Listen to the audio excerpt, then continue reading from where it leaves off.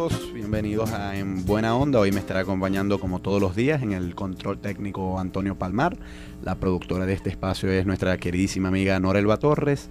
El director de Luz Radio es el profesor Jesús Urbina y quien les habla el profesor Gabriel Andrade. Estará en la conducción nuestros números de contacto. Si quiere enviarnos un mensaje de texto libre de cargo, el 0426-565-1980, 0426-565-1980, o si quiere llamar directamente a la cabina, lo puede hacer al 412-6872. Quiero aprovechar la ocasión para reseñar muy positivamente la organización del Sexto Foro Internacional de Filosofía que se ha estado realizando en nuestra Universidad de Zulia. Hemos recibido ponentes de varios países, México, Argentina, Brasil, etcétera. Uno de los ponentes más prominentes que ha visitado nuestra ciudad en ocasión de este Sexto Foro Internacional de Filosofía es el filósofo Enrique Dussel.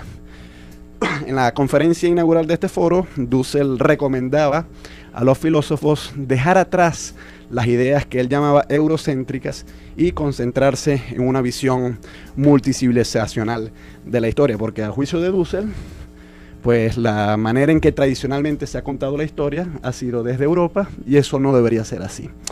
Yo discrepo de Dussel. Yo creo que Europa sí ha tenido un papel protagónico en la historia de la humanidad.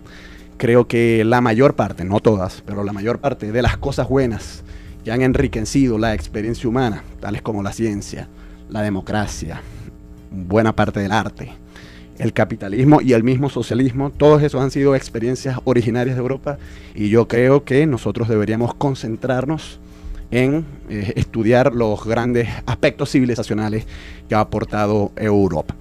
Y precisamente para hablar de eso, o uno de esos temas, me acompaña hoy el profesor Luis Vivanco de la Facultad de Humanidades y Educación. Bienvenido, profesor. Buenas tardes. Muchas gracias por la invitación. Gracias, Gabriel, y gracias a Luz FM Radio. Bueno, no lo hemos invitado aquí para hablar propiamente sobre los aportes de Europa al mundo, pero sí lo hemos invitado para hablar sobre un segmento de la historia de la Europa moderna que ha venido a llamarse el Renacimiento. Esto fue un movimiento artístico, político, filosófico, literario, etcétera, que surgió, según entiendo yo, más o menos a principios del siglo XV, siglo XVI. Pero bueno, quisiera usted nos comentara un poco más en qué consiste eso. Cuando se dice Renacimiento, se supone que fue algo que volvió a ser. Pero ¿qué fue lo que volvió a nacer? Bien. Es una de las etapas, yo creo, más hermosas, más bonitas de la historia universal. Y se le llamó Renacimiento. Creo que en esa época no se le llamó netamente así. El término viene saliendo tres siglos después, en el siglo XVIII, ¿no? Que también fue una época de Renacimiento, en cierto modo, porque se da el neoclásico y el iluminismo. Ellos le llamaron Renacimiento a todo un movimiento que venía casi ya en la Edad Media, a partir del siglo XIII, o sea, el 1200 en adelante, y después se afianza en el siglo XV, o sea, en el 1400, y tiene su plena floración apogeica en el siglo XVI.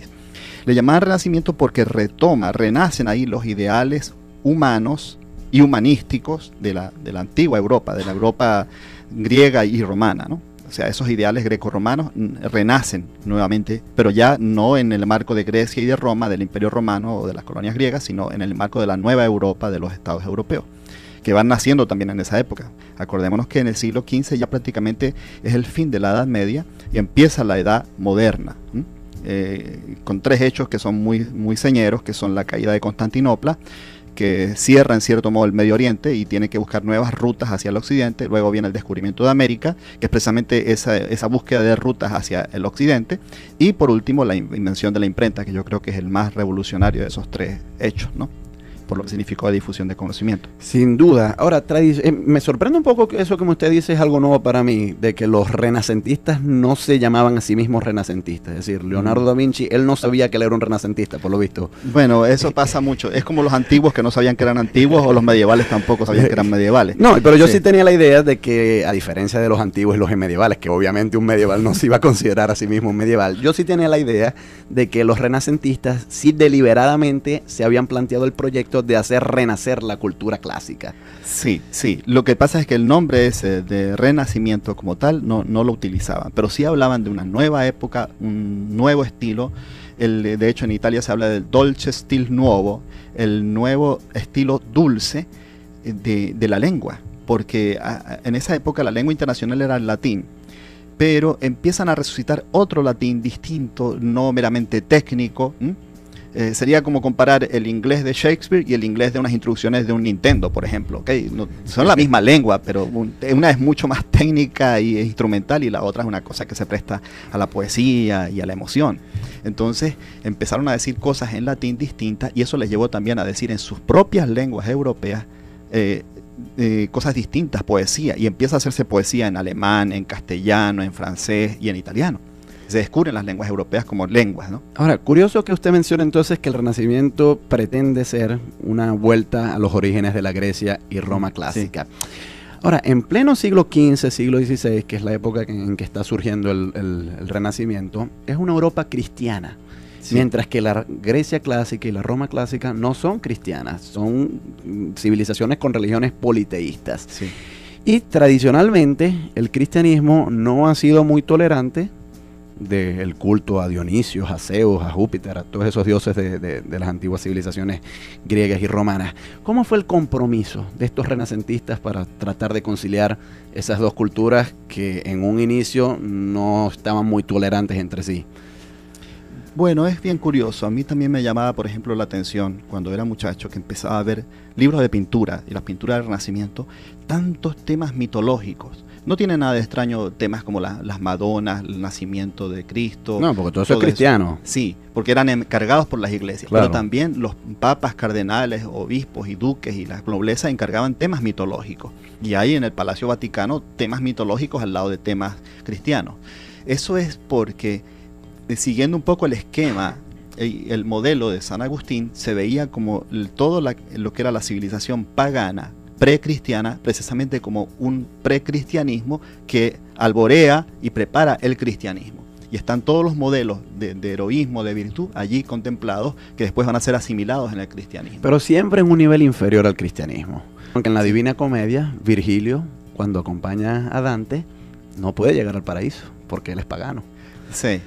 Es una cuestión técnica más que todo, técnico-teológica, porque si había muerto antes de Cristo, no podía conocer a Cristo, ¿no? Es decir, no podían poner a los paganos como gente salvada. Pero eso inclusive en el Renacimiento va a cambiar. Y el mismo... Bueno, pero hay una doctrina cristiana, que sí, es el descenso de Cristo a los infiernos, sí, que se supone que después de que él murió, pero antes de resucitar, bajó a los infiernos, y de hecho está incorporado en el credo de los apóstoles, creo que es el credo que se recita en la misa, aunque el de la misa creo que es el credo de Nicea. Pero bueno, hay un credo más simple que incorpora una frase que dice: Cristo bajó a los infiernos, y se supone que al bajar a los infiernos rescató a aquellos virtuosos que aún no habían conocido a Cristo, ¿no? Supuestamente. De hecho, Erasmo de Róterdam iba a decir que es un gran personaje del Renacimiento.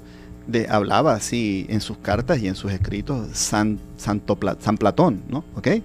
Es decir, nombraba a santos paganos porque los consideraba tan virtuosos o más que muchos santos cristianos. Pero ¿cómo quedaba ahí en la interpretación de estos teólogos renacentistas el problema de la idolatría?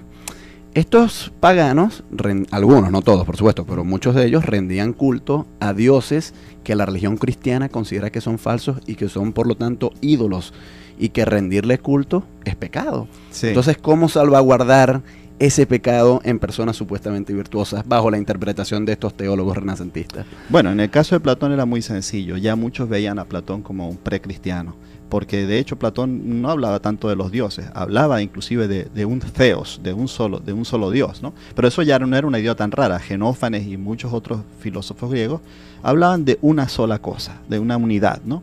Sí, son protomonoteístas. Protomonoteístas, sí.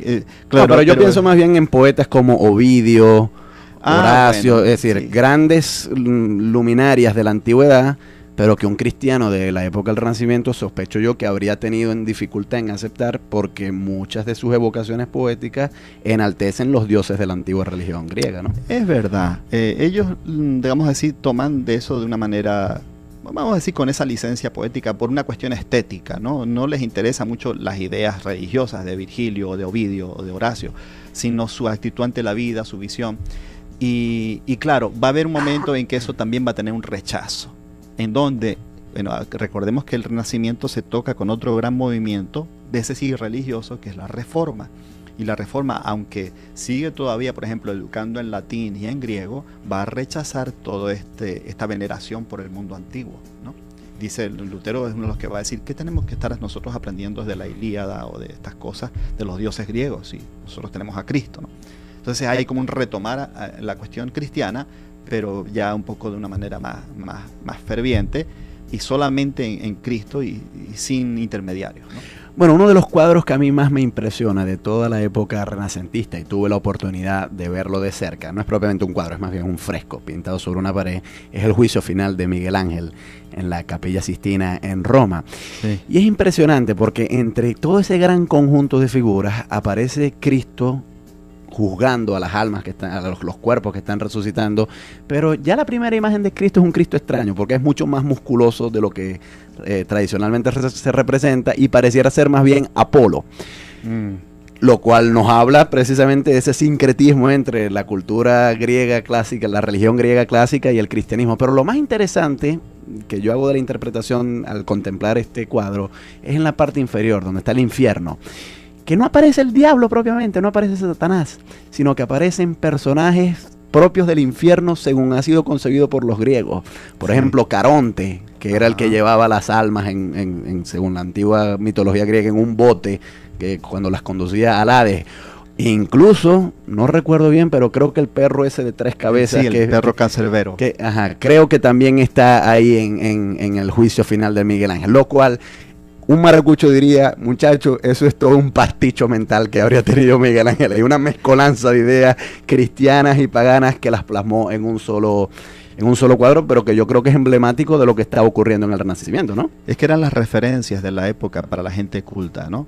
Es como hoy en día la Navidad para nosotros evocaría cosas que son símbolos cristianos y no cristianos. De repente un nacimiento, pero de repente un árbol de Navidad, que para mucha gente no es cristiano, pero es parte de nuestra cultura, ¿no? Efectivamente, es más, hay mucha gente que, claro, Santa Claus se inspira en San Nicolás, que es un santo medieval y tal, pero muchas de las imágenes que acompañan a Santa Claus, eso de los renos volando por los aires, etcétera, eso tiene muy poco inspirado en la tradición original cristiana. Profesor Vivanco, tenemos que ir a escuchar un tema musical, pero cuando regresemos quisiéramos que nos enfocáramos propiamente en el principal arte que se desarrolló en el Renacimiento, que fue la pintura. ¿Cuáles han sido algunas de las tendencias y las transformaciones que la pintura renacentista trajo consigo? Hoy conversamos con el profesor Luis Vivanco de la Facultad de Humanidades y Educación de la Escuela de Filosofía a propósito del Renacimiento, ese movimiento artístico, literario y filosófico que surgió a partir de la Europa del siglo XV. ¿Cuál fue el país donde surgió el Renacimiento con mayor envergadura? Bueno, yo diría que en Italia. En Italia, bueno, sí. Pues entonces nuestra productora Nora Elba Torres nos ha preparado hoy una excelente selección musical de temas italianos, y vamos a escuchar entonces ahora de Tiziano Ferro el tema No me lo puedo explicar, y ya regresamos. Hola amigos, bienvenidos a En Buena Onda. Hoy me estará acompañando como todos los días en el control técnico Antonio Palmar. La productora de este espacio es nuestra queridísima amiga Nora Elba Torres. El director de Luz Radio es el profesor Jesús Urbina, y quien les habla, el profesor Gabriel Andrade, estará en la conducción. Nuestros números de contacto, si quiere enviarnos un mensaje de texto libre de cargo, el 0426, una visión multicivilizacional de la historia, porque a juicio de Dussel, pues la manera en que tradicionalmente se ha contado la historia ha sido desde Europa, y eso no debería ser así. Yo discrepo de Dussel. Yo creo que Europa sí ha tenido un papel protagónico en la historia de la humanidad. Creo que la mayor parte, no todas, pero la mayor parte de las cosas buenas que han enriquecido países, México, Argentina, Brasil, etc. Uno de los ponentes más prominentes que ha visitado nuestra ciudad en ocasión de este 6º Foro Internacional de Filosofía es el filósofo Enrique Dussel. En la conferencia inaugural de este foro, Dussel recomendaba a los filósofos dejar atrás las ideas que él llamaba eurocéntricas y concentrarse en un vencido, la experiencia humana, tales como la ciencia, la democracia, buena parte del arte, el capitalismo y el mismo socialismo. Todos esos han sido experiencias originarias de Europa, y yo creo que nosotros deberíamos concentrarnos en estudiar los grandes aspectos civilizacionales que ha aportado Europa. Y precisamente para hablar de eso, o uno de esos temas, 565-1980, 0426-565-1980, o si quiere llamar directamente a la cabina, lo puede hacer al 412-6872. Quiero aprovechar la ocasión para reseñar muy positivamente la organización del Sexto Foro Internacional de Filosofía que se ha estado realizando en nuestra Universidad de Zulia. Hemos recibido ponentes de varios